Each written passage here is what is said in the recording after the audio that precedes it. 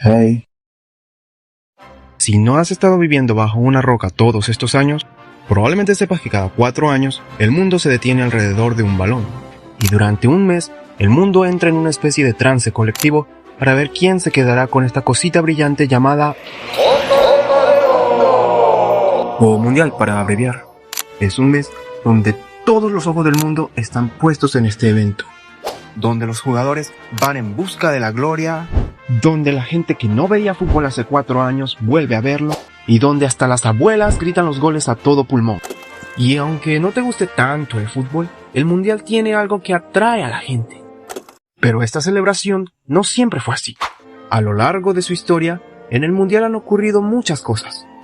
Han habido hazañas increíbles, robos escandalosos, polémicas muy polémicas y muchas otras cosas.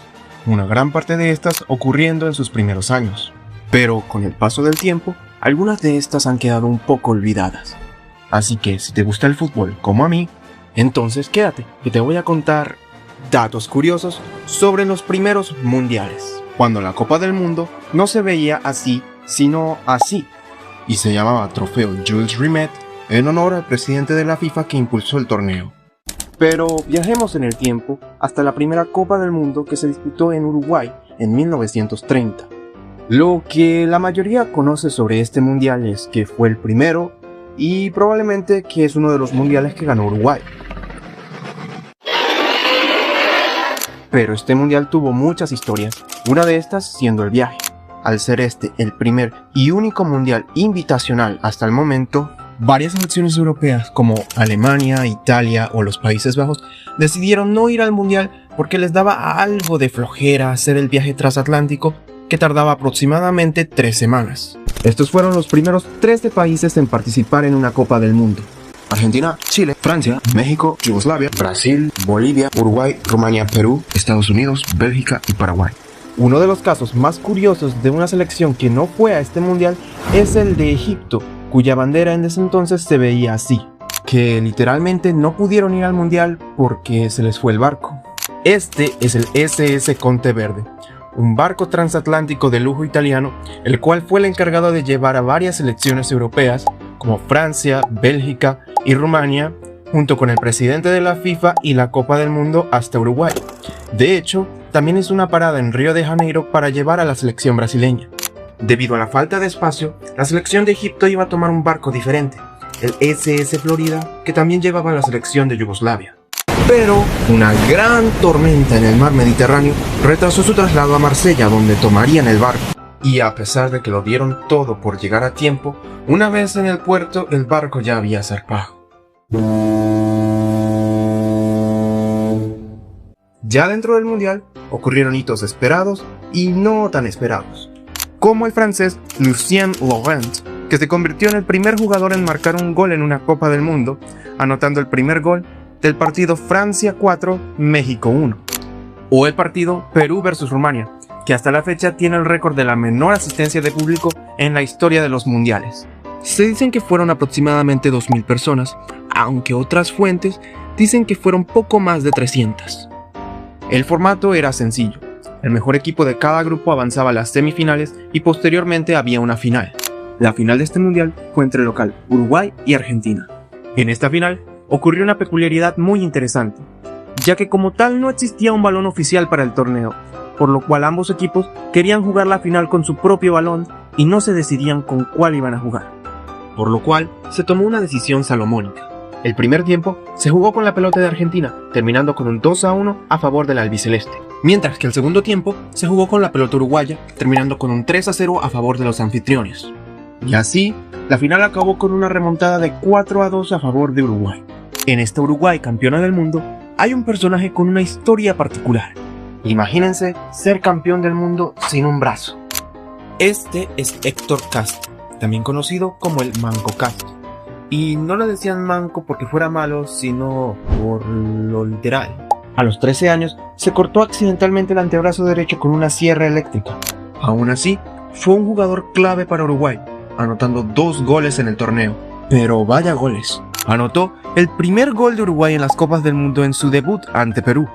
y anotó el último gol de la final contra Argentina para sellar el 4-2 definitivo. Literalmente abrió y cerró el mundial para Uruguay. Todo eso sin parte de un brazo, como Gohan del futuro. Avanzando al siguiente mundial de Italia 1934, la figura protagónica tristemente fue alguien quien ni siquiera tocaba el balón: Benito Mussolini. El dictador necesitaba que Italia ganara para hacer propaganda de su régimen, por lo que hay rumores de que il Duce se reunía en privado a cenar con los árbitros antes de los partidos clave. El resultado: un arbitraje descaradamente beneficioso a favor del equipo italiano, que luego mencionaremos. Un dato curioso es que Italia es el único país anfitrión que tuvo que jugar eliminatorias para poder jugar su propio mundial.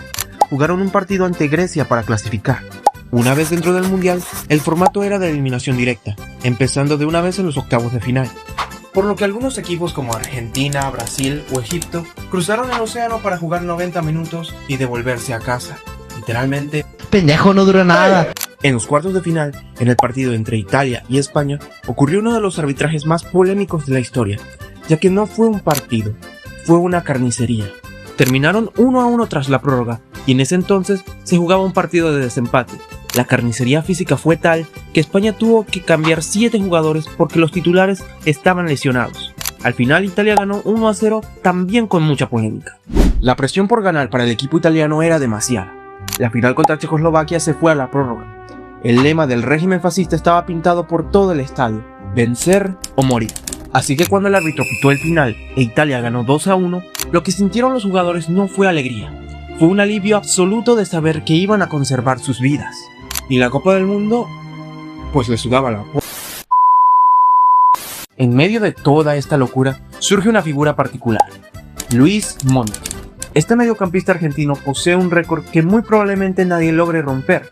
Es el único hombre en la historia en jugar 2 finales del mundo con 2 países diferentes.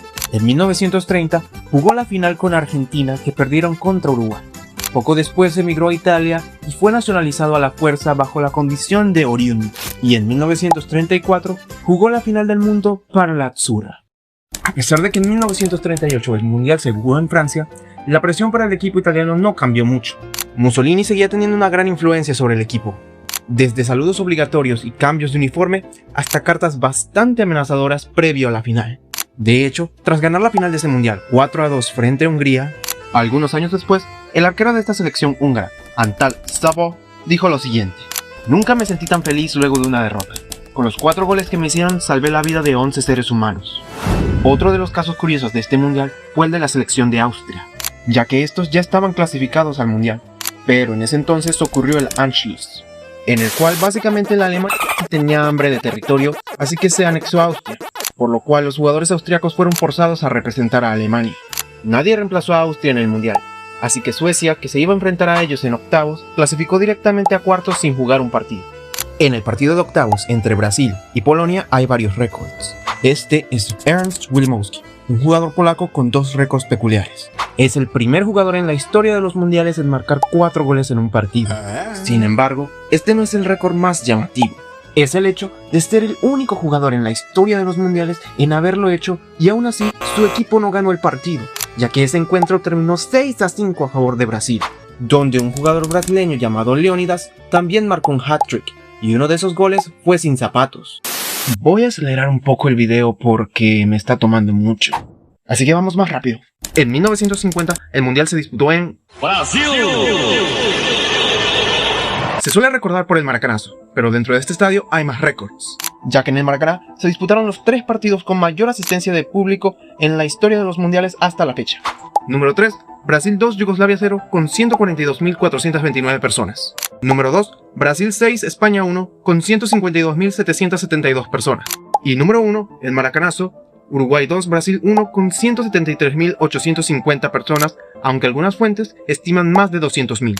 El Mundial de Suiza 1954 suele recordarse por el milagro de Berna entre Alemania Federal y Hungría, pero existe otro partido con un récord. El partido de cuartos de final, Austria 7, Suiza 5, que tiene el récord del partido de mundial con más goles de la historia. El Mundial de Suecia 1958 suele recordarse por ser el primer mundial de un joven Pelé y de Brasil, o también por el francés Just Fontaine, que anotó 13 goles en una sola edición de mundial, un récord aún vigente. Lo hizo en 6 partidos, lo que significa un promedio de un doblete y un poquito más por partido. El Mundial de Chile en 1962 estuvo a punto de no realizarse allí debido al devastador terremoto de Valdivia en 1960. A pesar de esto se logró realizar y es el poseedor del primer y único gol olímpico en la historia de los mundiales hasta la fecha.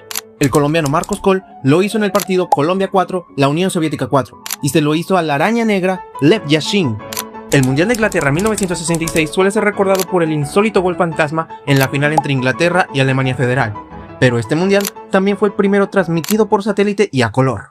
Y también a raíz de la polémica en el partido entre Inglaterra contra Argentina, con el jugador argentino Antonio Ratín y el árbitro alemán Rudolf Keitel, se implementaron las tarjetas amarillas y rojas para el próximo Mundial.